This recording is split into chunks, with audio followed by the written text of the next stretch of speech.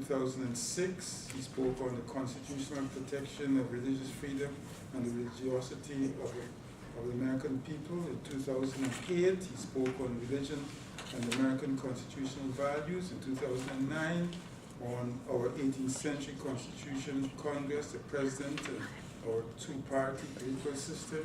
In 2011, he spoke on the Constitution, politics and campaign financing. And here he is in 2012 talking about the Supreme Court, the Health Care Act, and the 2012 elections.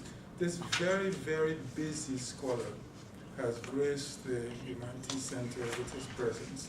And so I welcome him to the podium, and I ask you to do so with applause. Thank you. It's always a pleasure to speak to humanists.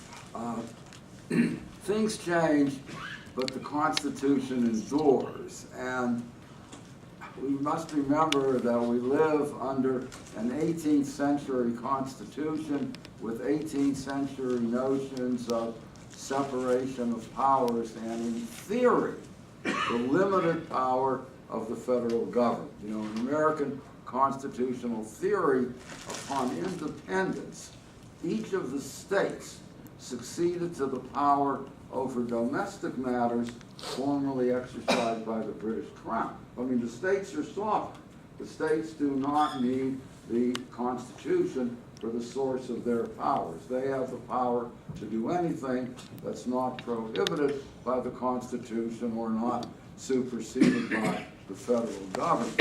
From the very beginning of the Republic, there has been a controversy over federal power, with what we may call the Federalists then always wanting to expand federal power, and the states' rights advocates always wanting to constrain it, both because it sometimes preempts states' law, and other times it occupies a field that those who are regulated, like insurance companies, would not like the federal government to occupy. And the first major case involved the Bank of the United States, and that's 1819. And we've been debating this issue ever since. It is an ideological debate where, what are using the popular term conservatives, and I'm using that really more ideologically than I am politically, want to restrict federal power. And cases come up where the court, which has broadly expanded the power over interstate commerce, puts a limit. And this is one of those cases. On the other hand, when we move aside from ideology, there are few, if any cases, perhaps none, that have had such immediate political impact and potential political consequences as what I've called the health care law. Its title is really the Affordable Care Act, popularly known as Obamacare. The litigation challenging it was simply an extension of the political battles. If you recall, it passed the House only with 5 votes, despite an enormous Democratic majority. It almost got derailed in the Senate, because you need 60 votes in the Senate, and Senator Kennedy died. Senator Brown won the special election. The Democrats had to resort to something called reconciliation, which puts the House and Senate bills together, and that only requires a majority vote. It was very controversial. It's generally agreed that Republicans used it to very good effect in the 2010 election in gaining 63 seats in the House.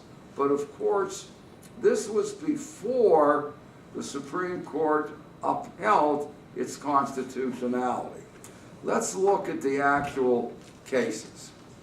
As I said, the lawsuit was a continuation of the political battles.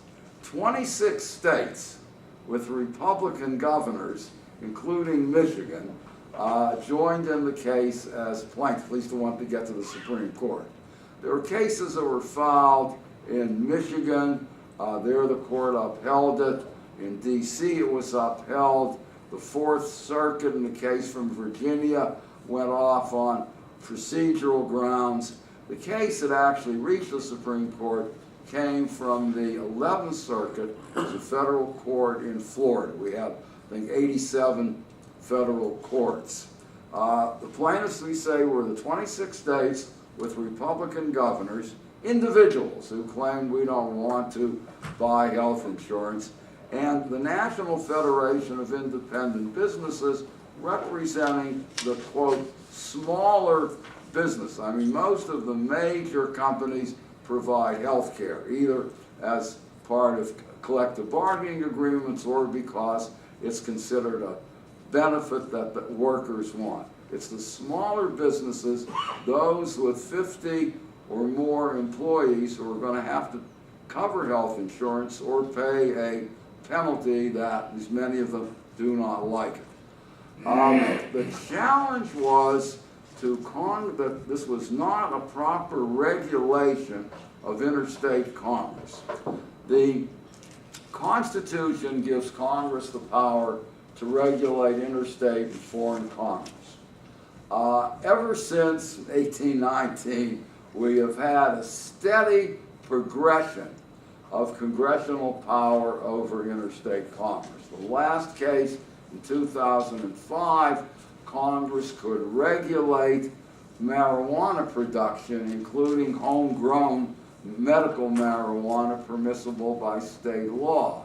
Another typical case was during the Depression, when Congress was trying to stabilize wheat prices, and they could require a farmer to go in the market and purchase wheat instead of growing wheat to feed his livestock.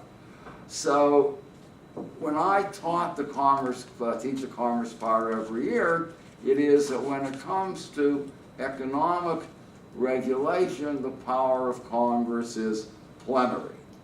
The court had two cases on non-economic activity. In 1995, it said that Congress could not use the commerce power to prohibit carrying guns near a school. Then in 2000, it said it couldn't apply the Domestic Violence Against Women Act to a sexual attack occurring on a college campus. But that's non-economic activity. Many of us, probably most of us, assumed from the beginning that the Affordable Care Act would be upheld on the basis of the power of Congress to regulate the economy. Health care is a national issue. Everyone is going to use health care at some point or another. The trade-off here, based on the Massachusetts law, championed by Governor Romney when he was the governor of Massachusetts, was that as of 2014, insurance companies will be required to insure everyone, virtually everyone, regardless of pre-existing conditions. The trade-off is that everybody has to have, again, virtually everybody with few exceptions, either has to have health insurance or pay a sum of money. That sum of money is going to be important in the case. It's called shared responsibility. And as the bill worked its way through Congress, the Obama administration steadfastly refused to call the sum of money a tax. They said it was a penalty, and that becomes significant in the Supreme Court case. In any event, there are a lot of features in it. Some are popular, like the fact that insurance companies will have to insure everybody, virtually everybody, or that young people can stay on their parents' policy until they are 26, that insurance companies can't cancel you or can't put a yearly or lifetime cap.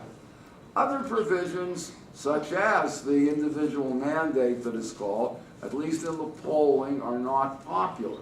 What the polling shows is that people who don't have health insurance think it's a very good idea.